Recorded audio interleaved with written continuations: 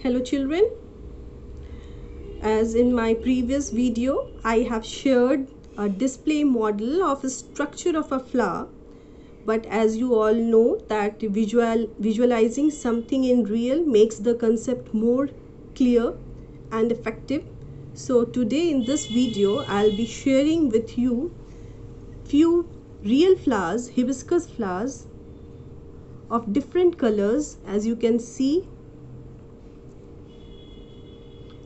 so that you could easily learn about the different worlds, different structures of the flower. Okay, so let's start. The structure of the flower, to start with, I would first tell you that this portion of the flower is called the stalk or the pedicel, which further ends into a base-like structure called thalamus. This portion is the thalamus, and this forms the base of the flower. All the four walls are arranged on this base. Okay, so this is thalamus, which you can easily see, and above thalamus the first wall of the flower begins, that is the outermost part, and that is called the calyx, that consists of sepals, green leaf-like structures. Okay, so this green portion above the thalamus is sepals, and as you know that the function of the sepal is to protect the flower in its bud stage. So I am having a flower in a bud stage, so you can easily visualize the calyx is more prominent and its main function is to protect the flower in its bud stage. See how it is protecting this flower, this bud. Okay, so the calyx is protecting the flower in its bud stage. So the main function of calyx is the protection. Okay, now we move on to the next wall of the flower, that is corolla. See, I have different colored flowers, hibiscus flowers. Okay, and I have discussed you in the previous video that the number, colors of the petals may vary in different plants. So here we have few flowers. See, the number of petals vary. There are 1, 2, 3, 4, 5, 6, 7, 8, so 9, 10 and many more. So the number of petals vary in this flower, but as you see in this shoe flower, 1, 2, 3, 4, 5, you can easily visualize the 5 petals of the corolla. So it is brightly colored also, as you can see, 1, 2, 3, 4, 5. So 5 petals are there in this hibiscus flower, and it is brightly colored, and its main function is to attract the pollinating animals or insects. Now we move on to the next wall of the flower, and what was that? That was androecium. Okay, so androecium or the stamens consist of two main parts, that is the anther and the filament. So you can easily see anther and filaments.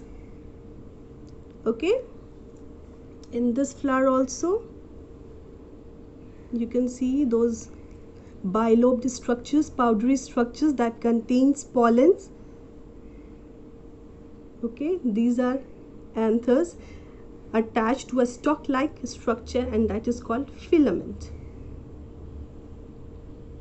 It is the male reproductive part of the flower, and its main function is to produce pollen grains, pollens, or you can say the male gamete for fertilization.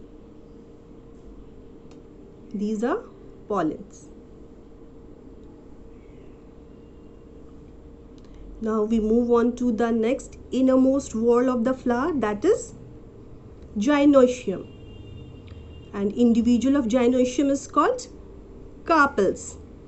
And carpels consist of three main parts, that is stigma, style and ovary. So this portion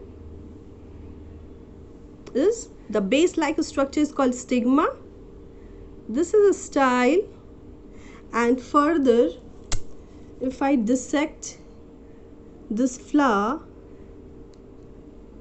you would see ovary also. So see how I am removing this calyx.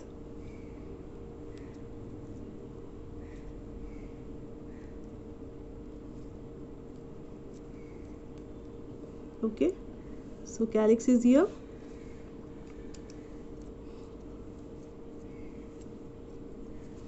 Petals, let me detach these petals to see the ovary clearly. 1 2 3 4 5. So see, you can easily see now style, stigma, and the swollen part. The swollen part is ovary. So let me show you the ovary part. Okay,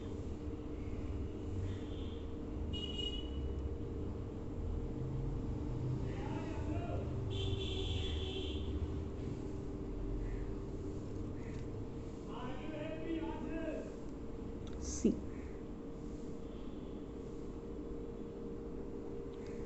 this is ovary, and there are few chambers in which ovules are there.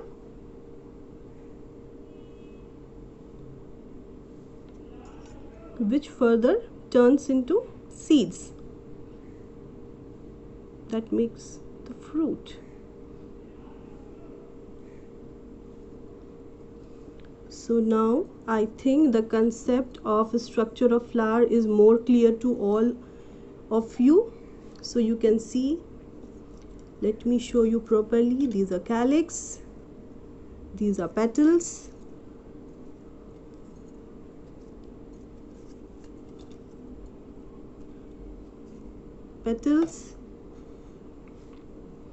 and here the androecium part, that is the anther and the filament, and the gynoecium part, that is stigma.